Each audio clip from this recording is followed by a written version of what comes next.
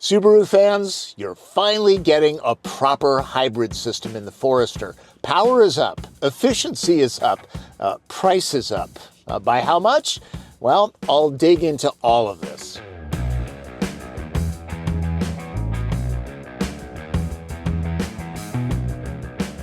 You've probably heard Subaru owners are among the most brand loyal in the automotive world, but for years that devotion has been tested.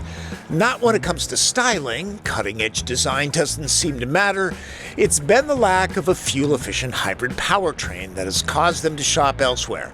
They can finally stay on the Subi path. Forester now gets the option of a gas-electric system. Subaru has dropped off the keys to a fully loaded top-trim Touring. With two-tone paint and destination, the MSRP of this one comes to $44,000. If you're wondering how that stacks up against the price of a gas-only Forester, comparably equipped, the bump is about $1,400.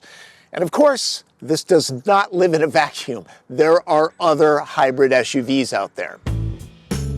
There's Honda CR-V, Ford Escape, Kia Sportage, and Hyundai Tucson. The big kahuna is Toyota RAV4 Hybrid. Its powertrain is transplanted wholesale into CX-50 for Mazda's go at the technology. The Big T owns part of Subaru, so it makes sense that it has lent a hand under the hood, but there's a lot of Subi in the series parallel system, starting with the 2.5-liter Boxer engine running the Atkinson cycle for this application. Including the electric drive motor, total system power is 194 horsepower, 14 more than the ICE version. No total torque figures, but the 118-horse propulsion motor makes 199 pound-feet. It's embedded into the continuously variable transmission with a familiar selector. Thank you very much. There are simulated 6-speed shifts. The 1.1 kilowatt-hour lithium-ion pack is mounted in the cargo area. An EV mode allows for very short electric travel at low speeds.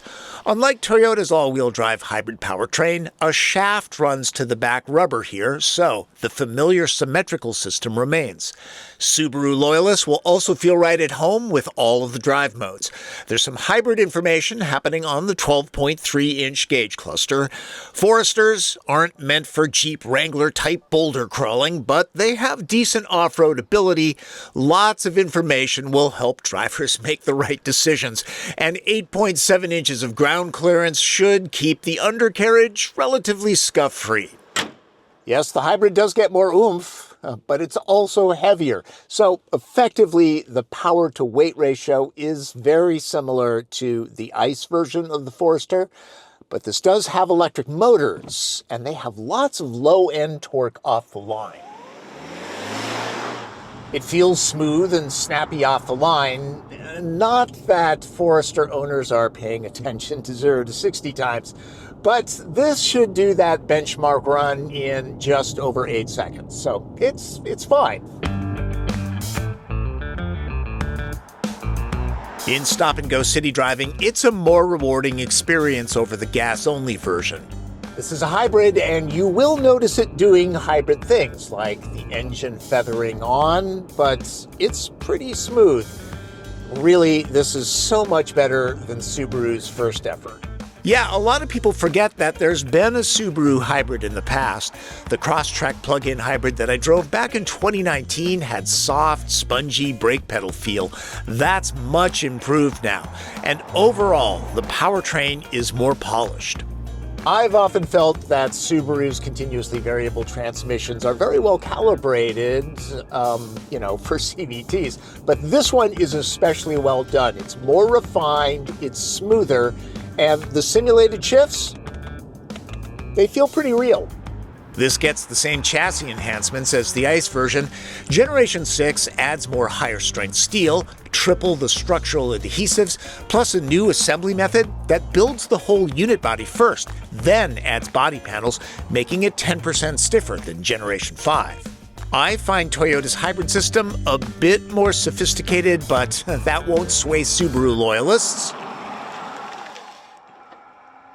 Shutdown is unobtrusive. The big difference?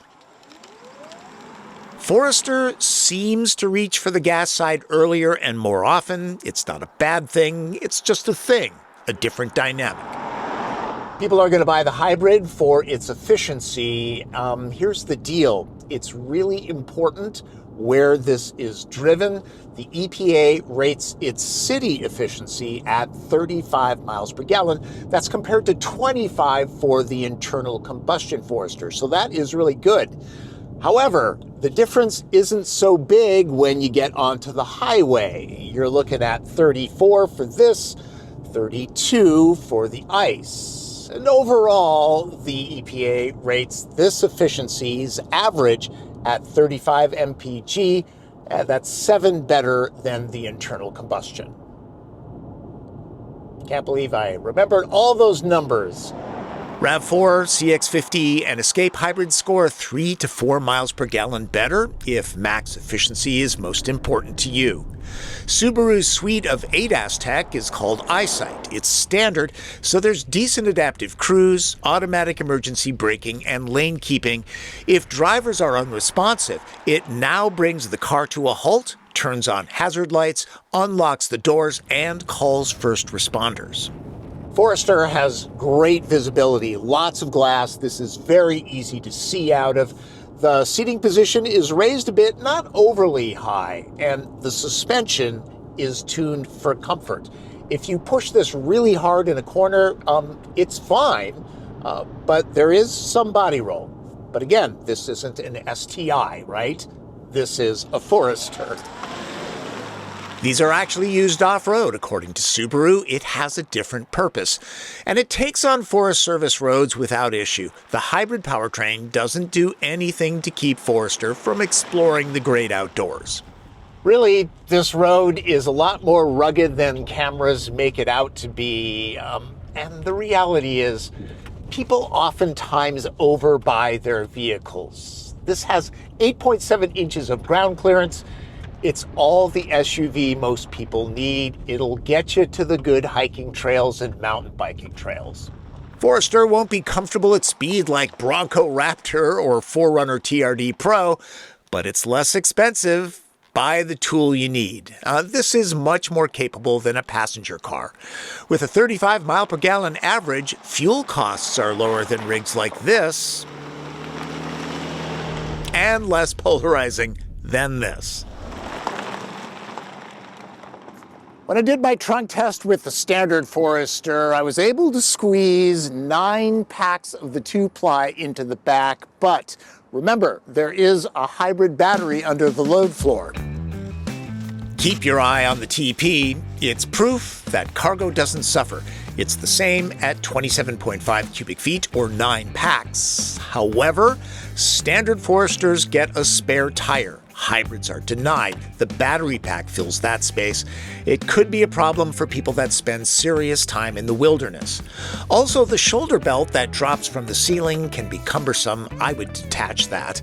No 40-20-40 splits, but there are options for dropping the seat backs. The load floor is fairly flat.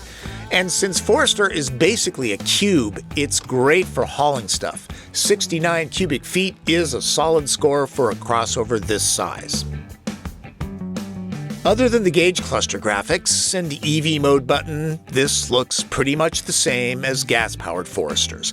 This being the top limited trim, there are heated and vented leather seats, the steering wheel is toasty, the Harman Kardon system is loud and punchy. The comprehensive camera system should keep people from backing into tree stumps and all. Also, digital rear-view mirrors are great for those loading cargo to the ceiling. Buyers that don't need super nice surroundings and leather can save $7,000 by going with the premium trim that has cloth seats. It gets the same powertrain, ground clearance, and 11.6-inch Starlink display, which might look impressive, but certain functions have glacial screen response, among the slowest I've experienced. There aren't many hard buttons either, but they help. Wireless charging is a thing, so is wireless Android Auto and Apple CarPlay. The usual storage cubbies too. I am a little surprised that the cup holders won't hold big water bottles popular with the Subaru crowd, but there's not much real estate here to make that happen.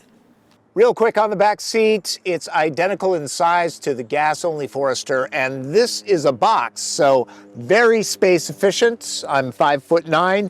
Headroom is good. Knee, leg, and foot room, those are excellent. Cushions are long and high enough for good thigh support, and the doors open fairly wide, so it's easy to get in and out. This is actually a nice step, so if you're loading things to the roof, makes that easy. Door pockets will hold big Nalgene bottles. You know I've got a thing about pockets on the seat backs, right? This has 3. Forester might be the best in the biz. There are adjustable vents, that's nice, places to charge phones, and heated seats on the outboard positions. A couple extra cup holders, nice. The drive shaft tunnel, and this does have a drive shaft going to the back, is not too intrusive. A larger glass roof lets people see the trees through the Forester. This bench isn't overly wide, so 2 will be most comfortable here, but really 3 average-sized adults will be okay for short trips across town. Subaru has announced that Crosstrek gets the hybrid tech next.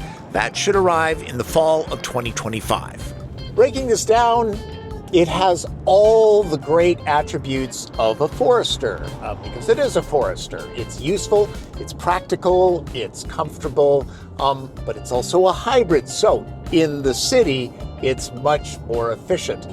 Also, just the refinement is worth the extra $1,400. I do like this powertrain best in the Forester.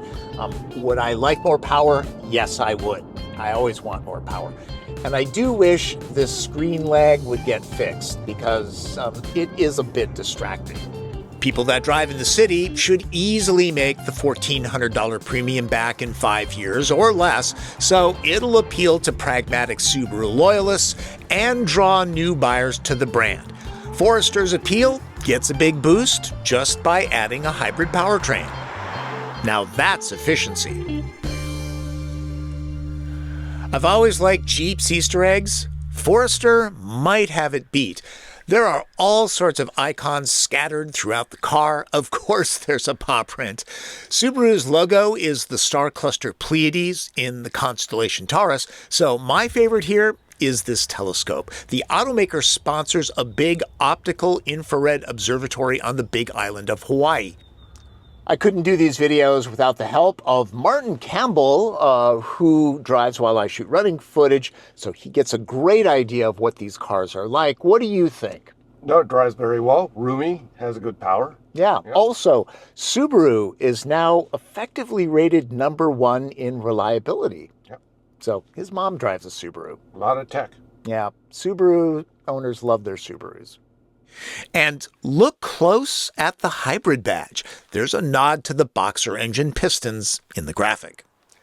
Hope you got something out of my look at the 2025 Subaru Forester Hybrid. That's always my intent, to give you good information without wasting your time. And since you're here at the end, I'm assuming that you enjoyed it, so sign up. You can follow me on social media. I'm on all the major platforms, and if you have a question, leave it in the comments. Either I will get back to you or a member of the Driven Nation will, because this is turning out to be a really good community. Thanks for watching. That's Driven. I'm Tom Volk.